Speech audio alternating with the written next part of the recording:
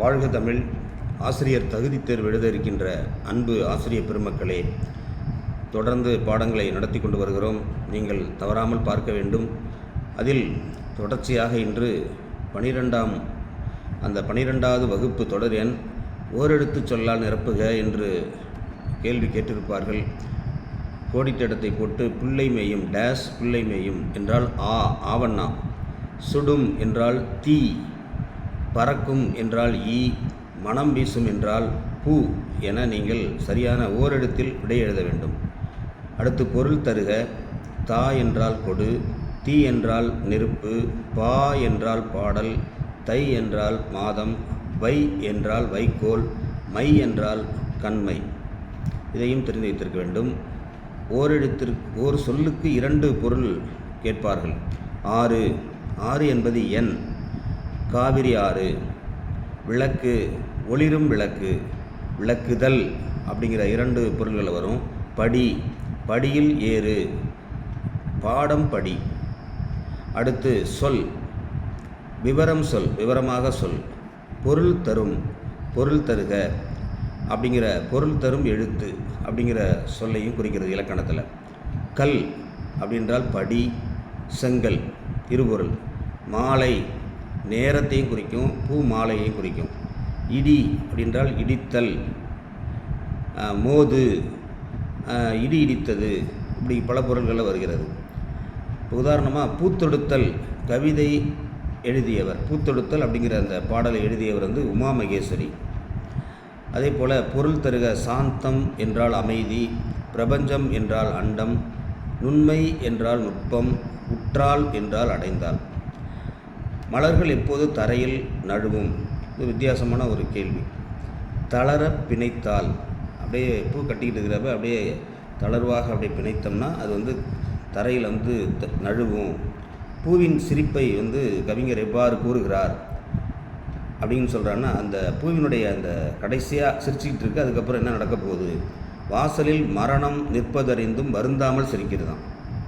அது அடுத்தபடியாக கட்டி முடிச்சிட்டாவே அந்த பூக்கு கொஞ்ச நேரத்தில் வாடி வதங்கிடும், தூக்கி விட்டுஞ்சிருவாங்க குப்பையில். அதற்கு அவங்க நல்லா எழுதியிருக்கிறாங்க பாருங்கள். வாசலில் மரணம் நிற்பதறிந்தும் வருந்தாமல் சிரிக்கும் அப்படின்னு இருக்காங்க. புனையா ஓவியம் கடுப்ப புனைவில் நெடுநல் வாடை.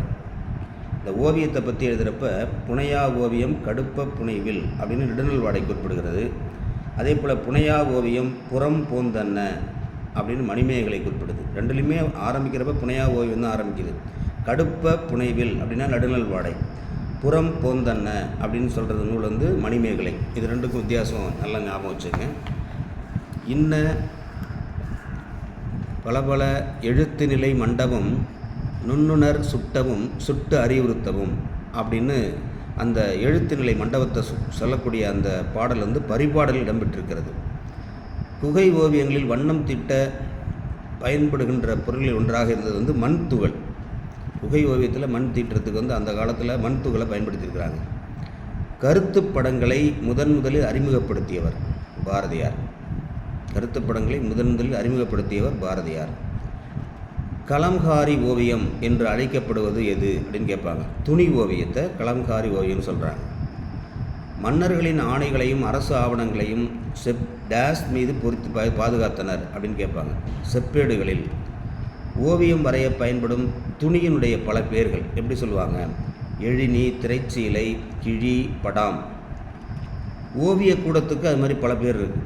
எழுத்து நிலை மண்டபம், சித்திர அம்பலம், சித்திரக்கூடம், சித்திர மாடம், சித்திர மண்டபம், சித்திர சபை. இந்த சித்திர சபை அப்படிங்கிறது முக்கியமான சொல். அடுத்து சரஸ்வதி மகால். இந்த நூல் நிலையம் அப்படிங்கிறது எப்போ கட்டப்பட்டது முதல் அப்படின்னாக்கா 1122லேயே கட்டியிருக்காங்க. 1122 சரஸ்வதி மகால் கட்டப்பட்டிருக்கு. ஊவேசா அவர்களுடைய நூலகம் சென்னையில் இருக்குது.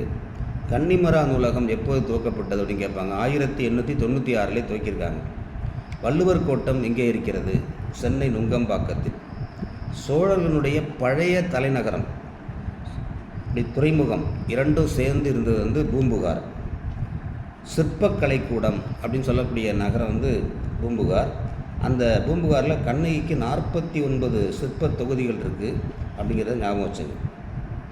அடுத்து இலக்கணத்தில் வந்து பார்த்திங்கன்னா விகுதி பெற்ற தொழில் பெயர் அப்படின்னு கேட்பாங்க. இப்போ படித்தல், படித்தல் அல் அப்படின்னு வந்திருக்கு. முதல் நிலை தெரிந்த தொழில் பெயர், அதுக்கு எடுத்துக்காட்டு கேட்டாங்கன்னா நடு. வண்ணங்கள் பயன்படுத்தாமல் வரையது புனையா ஓவியம். வண்ணங்களை பயன்படுத்தாமல் வரைகிறதுக்கு பேர் வந்து புனையா ஓவியம். வள்ளுவர் கோட்டத்தினுடைய அமைப்பு டேஷ் தேர் போன்று இருக்கிறது அப்படின்னாக்கா திருவாரூர் தேர். அப்புறம் சாலை விதிகள் அப்படின்னு பார்க்குறப்ப விட்டு விட்டு போடப்படும் வெள்ளைக்கோடு, சாலையில் வந்து விட்டு விட்டு கோடு போட்டிருப்பாங்க. அந்த அப்படி போட்டாங்கன்னா இரு போக்குவரத்துக்காக சாலை சரிசமமாக பிரிக்கப்பட்டுள்ளது அப்படின்னு பொருள். அது தொடர்ச்சியாக வெள்ளை அல்லது மஞ்சள் கோடு போட்டிருந்தாங்கன்னா வலது பக்கமாக இன்னொரு வாகனத்தை முந்தக்கூடாது அப்படின்னு அர்த்தம். அதுலேயும் இரட்டை மஞ்சள் கோடு போட்டிருந்தா எந்த காரணம் கொண்டும் வலது பக்கமாக முன்னால் செல்லக்கூடிய வாகனத்தை கண்டிப்பாக தாண்டி செல்லக்கூடாது அப்படின்னு அர்த்தம். அடுத்தது முக்கணிகளில் ஒன்று அப்படின்னு போட்டு ஒரே ஒரு கட்டம் போட்டிருந்தா நீங்கள் பலா அப்படின்னு வாழை அப்படின்னு தவறாயிடும். ஒரே ஒரு சின்ன கட்டம் போட்டிருப்பாங்க, ஒன்று மா.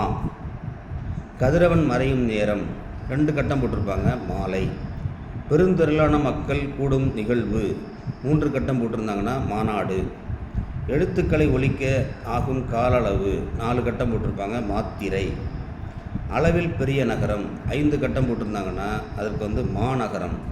இதெல்லாம் நம்ம பாடப்பகுதியிலே இருக்குது, அதனால தான் சொல்ல வேண்டியிருக்கு. தொற்றனைத்தூரும் மணற்கேணி மாந்தர்க்கு கற்றனைத்து ஊரும் அறிவு. இதில் எந்த அணி பயின்றிருக்கு அப்படின்னு கேட்பாங்க. உவமை அணி பயின்றிருக்கு. இடும்பைக்கு இடும்பை படுப்பர், இடும்பைக்கு இடும்பை படாதவர். இதில் வந்து இடும்பை இடும்பை அப்படின்னு பலமுறை வந்திருக்கு. ஆனால் ஒரே பொருளை தருகிறது, துன்பம் என்ற ஒரு பொருளை தருகிறது. அதனால் சொற்பொருள் பின்வரும் நிலையணி. இந்த பாடலில் பயின்று வரும் அணி எதுன்னு கேட்டாங்கன்னா சொற்பொருள் பின்வரும் நிலையணி அப்படின்னு சொல்லணும். அதில் இன்னும் நுணுக்கமாக கேட்கணுன்னா இடும்பை என்ற சொல்லானது எந்த பொருளை தருகிறது அப்படின்னு கேட்பாங்க. அதில் பார்த்திங்கன்னா துன்பம்.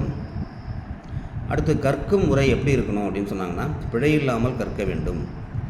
உயிருக்கு கண்கள் அப்படின்னு சொன்னாங்கன்னா எண்ணும் எழுத்தும். அடுத்து வந்து விழிச்செல்வம் அப்படிங்கிறது எதை குறிக்குதுனாக்கா கல்வி. எண்ணி துணிக அப்படின்னாக்கா செயலை குறிக்கிறது. கரவா கரைந்துண்ணும் அப்படிங்கிறது எதை குறிக்குதுன்னு கேட்டாங்கன்னா காகம். இப்படி நம்ம இந்த செய்யுள் பகுதியும் சேர்த்து நம்ம பார்த்துக்கிட்டே வரோம். இப்படி நாம் வந்து பல விதமான வினாக்களை அவர்கள் எவ்வாறு கேட்க முடியும் என்பதையெல்லாம் அறிந்து நாம் வந்து அதற்கான பாடப்பகுதியை நடத்தி கொண்டிருக்கிறோம். அதனால் நீங்கள் வந்து கவனமாக ஒவ்வொன்றையும் கேட்க வேண்டும், படிக்க வேண்டும் அப்படிங்கிறத உங்கள் மனசில் இருத்திக்கணும். சில நேரங்களில் வந்து ரொம்ப நுட்பமாக கேட்குறாங்க கேள்விகளை, அதற்கு தகுந்தாற்போல் விடை எழுத கற்றுக்கொள்ள வேண்டும். நான் மீண்டும் வலியுறுத்துகிறேன், முதல் 7 பாடங்களில் இலக்கணம் தொடர்ச்சியாக பொதுவாக நடத்தியிருக்கிறேன். அந்த இலக்கண பகுதியை நீங்கள் மீண்டும் மீண்டும் கேட்க வேண்டும். அப்படி கேட்டால் சரியான விடையை கண்டிப்பாக உறுதிப்படுத்தி கொண்டு நீங்கள் விடை எழுதலாம். பாடங்களில் கேட்கப்படுகின்ற கேள்வி எந்த பாடத்தில் வகுப்பில் கேட்பாங்க அப்படின்னு சொல்ல முடியாது, எந்த இயலில் இருக்குது அப்படின்னு சொல்ல முடியாது. ஆனால் இலக்கணம் மாறாதது, அதனால் அதை நல்லா ஞாபகம் வச்சுக்கணும். அதில் அந்த 7வது பாடத்தை வரைக்கும் நம்ம எல்லாமே நடத்தியிருக்கிறோம். இந்த யாப்பினுடைய உறுப்புகள் எப்படி இருக்குது அதெல்லாம் சொல்லியிருக்கோம்.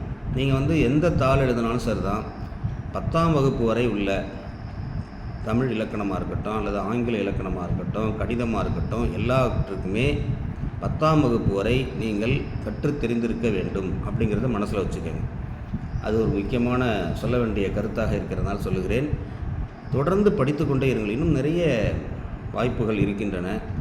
அதனால் மிக குறைந்த காலத்தில் அடுத்தபடியாக நவம்பர் மாதம் 15ஆம் தேதி தேர்வு இருக்கின்ற காரணத்தினால் நீங்கள் வந்து விரைவாக அதை படிக்க வேண்டும். இப்போ இந்த 7ஆம் வகுப்புக்கு சொல்லிட்டோம்னா அடுத்து நம்ம வந்து கொஞ்சம் ஆங்கில பாடத்துக்கு போகலாம் அப்படின்னு நான் இருக்கிறேன். அடுத்தபடியாக ஆங்கில பாடம். அந்த ஆங்கில பாடத்துக்கு போகிறப்ப அடிப்படையான இலக்கணம், பேசிக் கிராமர், அதை தான் நடத்திட்டு தான் அடுத்தது போக போகிறோம். அது வந்து அடுத்த வகுப்பில் நடத்த இருக்கிறேன் அப்படிங்கிறத சொல்லி அதற்காக நீங்கள் தயாராக இருங்கள். சிலர் இந்த நான் சொல்லுகின்ற பொழுது உங்களுடைய குறிப்புகளையும் எடுத்துக்கொள்ளலாம், அதுவும் நல்லது தான். அதனால் எல்லாவற்றுக்கும் சரியாக நீங்கள் தயாராக இருக்க வேண்டும் அப்படிங்கிறது தான். இந்த இலக்கண பகுதியில் நம்ம வந்து ஈரசச்சீர்கள் மூவசச்சீர்கள் வரைக்கும் நான் சொல்லியிருந்தேன். ஈரசச்சீர்கள் என்றால் தேமா, புளிமா, கருவிலம், கூவிலம் அப்படின்னு. மூவசச்சீர்கள் என்றால் தேமா, புளிமா, அதுக்கப்புறம் கடைசியாக 3வது சீராக நேர் தான் வரும் எல்லாத்துலேயும். தேமாங்காய், புளிமாங்காய், கருவிலங்காய், கூவிலங்காய். ஏன்னா அந்த வெண்பான்னு வர்றப்போ அப்படி தான் வரும். கடைசியில் நிறையில் முடியாது அப்படிங்கிறது ஞாபகம் வச்சுங்க. இப்போ ஏதாவது திருக்குறளை எடுத்து பிரித்து பாருங்கள், சொல்லை எடுத்து பிரித்து பாருங்கள். கற்க அப்படின்னாக்கா க இர், கர் க, கர் குறில் எடுத்து ஒற்று வந்திருக்கு, அதனால் நேரசை. மறுபடியும் க குறில் வந்திருக்கு, அப்போ அதுவும் ஒரு நேரசை. அப்போ அந்த இடத்துல மேலே எப்படி எழுதணும், நேர் நேர் அப்படின்னு எழுதிக்கணும். நேர் நேர் அப்படின்னா தேமா அப்படிங்கிறத எழுதிக்கணும். கற்கன்னு ஒரு எழுதிக்கிட்டு ஒரு சின்ன கோடு போட்டுக்கோங்க. எப்படி பிரிக்கிறதுங்கிறத முதல்ல எழுதுங்க. க இர், கர் க, அதுக்கு அடுத்ததில் ஒரு கோடு போட்டு அதிலேயே நேர் நேர், அதற்கு அடுத்த ஒரு சின்ன கோடு போட்டு தேமா, இப்படி எழுதிக்கிட்டிங்கன்னா ஒரே வரியில் இருந்து எல்லாமே இருக்கணும். கற்க, கசடர, அடுத்தது பார்த்திங்கன்னா கச இருகுறில் இணைந்து வந்திருக்கு, டர இருகுறில் இணைந்து வந்திருக்கு, அப்போ நிறை நிறை.